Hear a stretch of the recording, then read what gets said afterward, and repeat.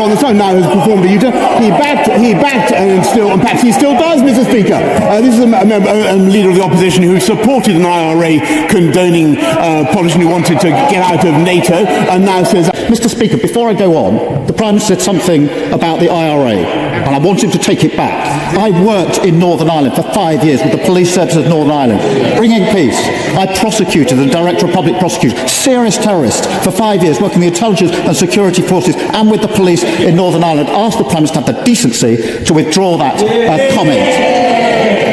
What we are doing in this government is getting people back to school, getting our pupils back to school in spite of all the doubts that he's tried to sow, and we are getting people back to work. What he wants to do is extend the furlough scheme, on which this country has already spent £40 billion. What we would rather do is get people into work through our Kickstart scheme, which we are launching today, £2 billion to spend to support people, young people in particular, to get the jobs that they need. He wants to keep people out of work in suspended animation. We want to move this country forward. That's the difference between him and us.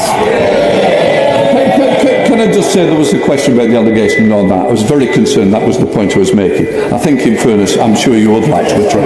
Well, Mr. Speaker, I'm very happy to say that I think that I listened to the protestations of the Right Honourable Gentleman. I think they would have been more in order throughout the long years in which he supported a leader of the Labour Party. When the Prime Minister has worked with security and intelligence forces prosecuting criminals and terrorists, he can lecture me. I asked him to do the decent thing, but doing the decent thing and this Prime Minister don't go together. A raucous Prime Minister's questions descended into a bitter war of words as Sir Keir Starmer demanded a retraction from Boris Johnson over inflammatory claims linking the Labour leader to support for the IRA. Accusations Starmer furiously rejected as a disgraceful smear.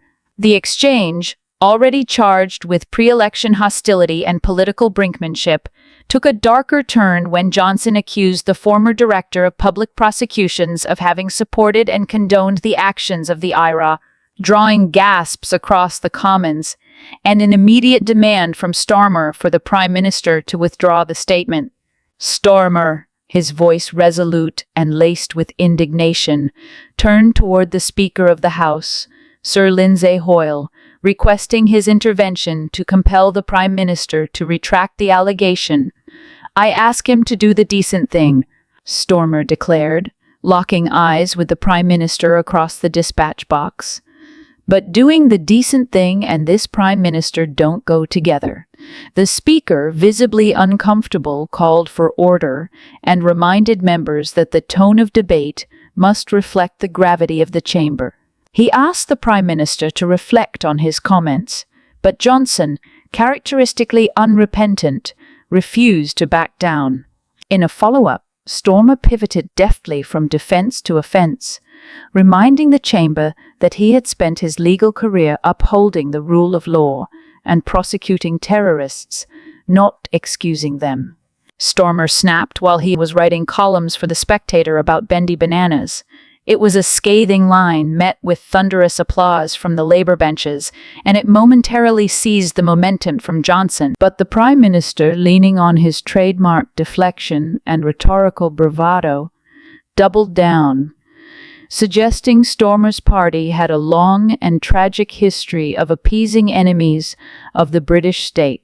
While the Prime Minister's allies framed the accusation as a critique of Labour's past associations, some referencing Jeremy Corbyn's historical comments on the conflict in Northern Ireland, my observers noted that Starmer had actively distanced himself from his predecessor's positions.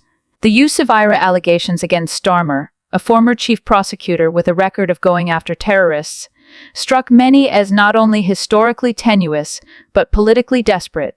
Johnson's refusal to retract, a move that in a previous era might have drawn a formal rebuke or even suspension, will now join a growing list of controversies in which the Prime Minister has tested, if not outright trampled, the conventions of Westminster. Tonight, I'm calling on Nicola Sturgeon to publicly apologise to the women and girls of these islands who have campaigned for women's rights so tirelessly.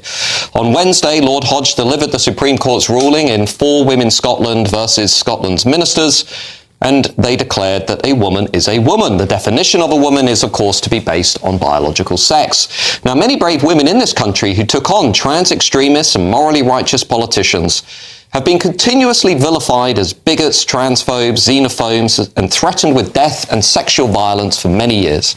Some lost their jobs, some lost their careers, some lost their positions in public life simply because they stood up for what was right and what is also, by the way, science. And one of those people who attacked them in this way was none other than Nicola Sturgeon, who casually referred to them as bigots, transphobes, racists and homophobes. Like many other radical progressives, she said the concerns of women and girls were, and I quote directly, not valid. The Scottish government under Sturgeon passed a bill to make it easier for people to legally change their gender. In fact, teenagers. Nicola Sturgeon was accused by groups like 4 Women Scotland and others of ignoring or minimising women's concerns. Isla Bryson, a convicted rapist who transitioned after being charged, was initially sent to a women's prison. Nicola Sturgeon faced backlash for her government's handling of the case, and critics argued that it highlighted potential flaws in her radical gender recognition reform bill.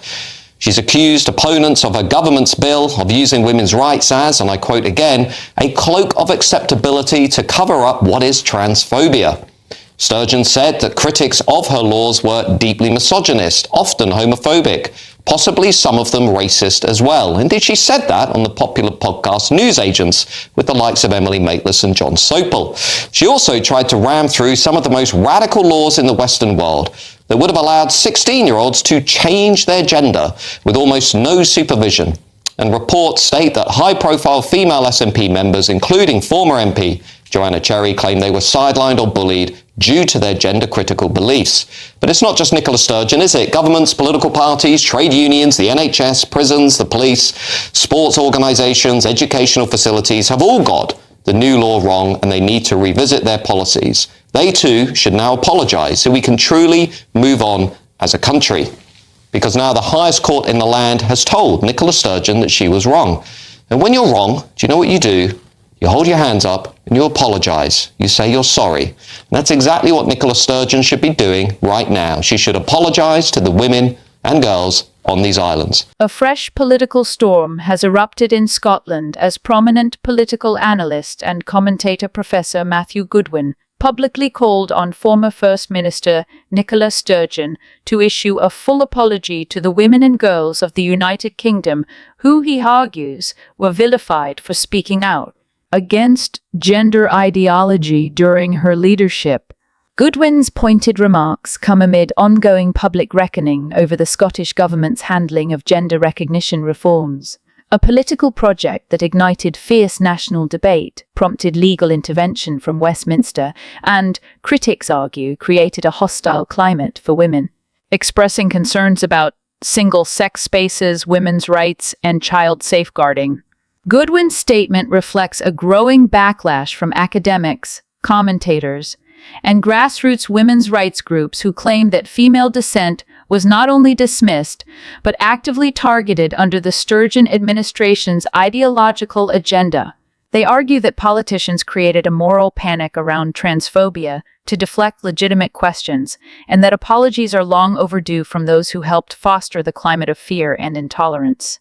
Indeed, figures such as author J.K. Rowling, Sneap Emp, Joanna Cherry, and grassroots activists like Marion Calder and Susan Smith became targets of abuse simply for expressing unease with self-eyed policies. In many cases, their employers, colleagues, and political leaders failed to defend them, or actively joined the pile. On Rowling, one of the world's most prominent writers and a vocal defender of sex-based rights, accused the Snap of sacrificing women's safety on the altar of gender ideology. Joanna Cherry, meanwhile, faced internal attempts to deselect her from her own party. Yet years later, as the political tide begins to turn and more people voice regret over the vitriol that marked the debate, there remains silence from Sturgeon herself. Thanks for watching. Drop your thoughts in the comments below. I want to hear what you think. Don't forget to like, subscribe, and hit the notification bell so you never miss a video. And if you want uncensored updates and deeper discussion, join the community over on Telegram.